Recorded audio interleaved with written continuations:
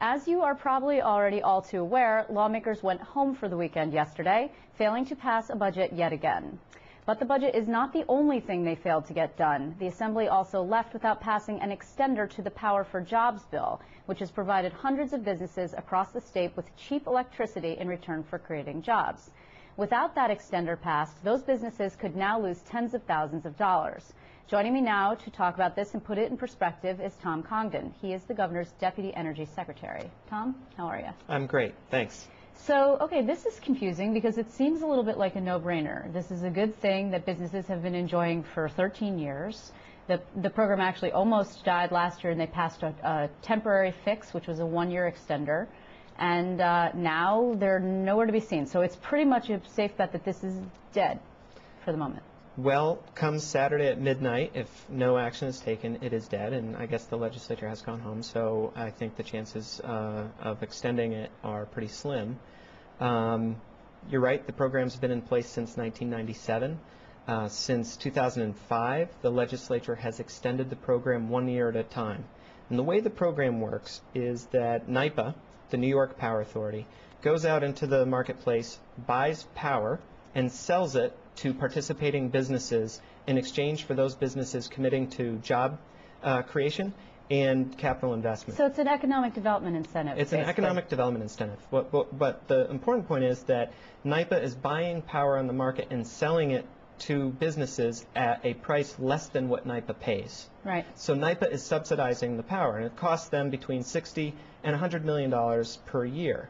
And this is providing discounted power to about 500 businesses across the state who employ hundreds of thousands of people. So that's the thought, right? So in other words, the investment comes back to you in tax revenue, it comes back to you in the jobs that people make money and then subsequently spend their money in the community, et cetera. So it's an investment in the economy of the state. It's an investment, but for the past 5 years, it's not been a very good investment, and I'll tell you why. I mean, it is important to keep these businesses here, and so it's worked as a job retention tool. But what we need to do is provide those businesses with longer-term certainty. So by extending the program for just 1 year at a time, these businesses really don't know what their energy costs are going to be far out into the future. And so they're not willing to actually make additional investments in their own plants to expand and create more jobs. So it's a flawed program. And that's why the governor and the leaders last year, when they extended it for 10 and a half months through May 15th, all of them said, this is the last extender, we've got to do long-term reform. But it's Albany, and so when somebody says this is the last time we're going to do something, you never really know. It's actually the last time. But the problem is this, you're put into a pretty nasty, rock and hard place choice, because yes, I understand that you want to provide more certainty, but what could be less certain than saying, oh, and by the way, because we want to provide you with more certainty in the long term, we're going to let it die in the short term because we couldn't come up with a deal. Right. Well, it's important to note that the way the program is financed now, and I mentioned before, NYPA buys power in the market, sells it at a reduced rate to the businesses. That's not sustainable. We can't project in the future how much revenue NYPA is going to have from year to year to know that it can continue paying for this program in this way. What we needed to do, and what we need to do, and what the Assembly and Senate, I think, appreciate we need to do. Clearly the Senate does because they passed a reform bill. Right. We need to have a hydropower asset dedicated for the program.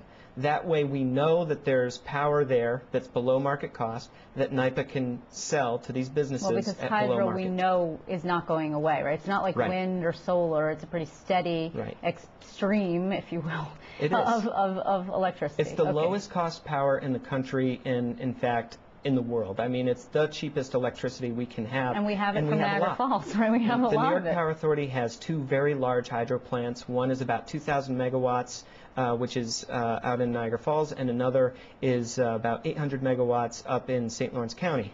And so, it's important that these are hydropower assets owned by a public entity, the New York Power Authority, and it supports a lot of economic development programs. There are programs that are restricted to just Western New York, 695 megawatts used by NYPA, selling at low cost to keep very large employers in Western New York. It's a critical asset. Those programs don't expire. Same in the North Country. There's 478 megawatts that's reserved just for the North Country. The only statewide electricity discount program we have is Power for Jobs. So if you're a business that happens to be located in Western New York and in the North Country, you're still doing pretty good.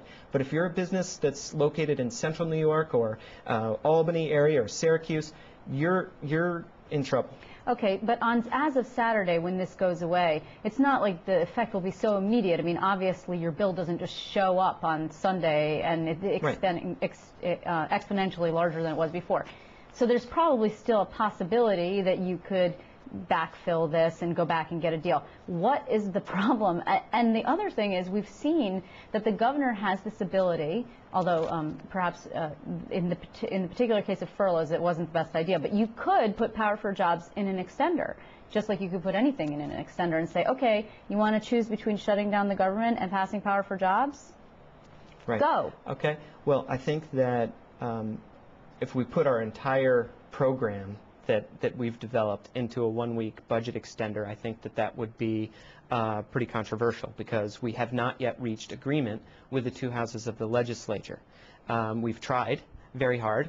On March 24th, the governor rolled out his proposal, called on the leaders to negotiate. We called a meeting that very day, and the Senate, was there ready to negotiate. The Assembly showed up, but said they had no House position. We've met 3 times since then, including this morning, and at every one of those meetings, the Assembly said they had no House position on whether or not to move forward with Power for Jobs reform. So this is a big problem. The Speaker said last year at the leaders' meeting that we need a long-term program and that this would be the last extender. The governor has said repeatedly that we can't keep doing an extender of this program. It's not a sustainable program. We need to reform it.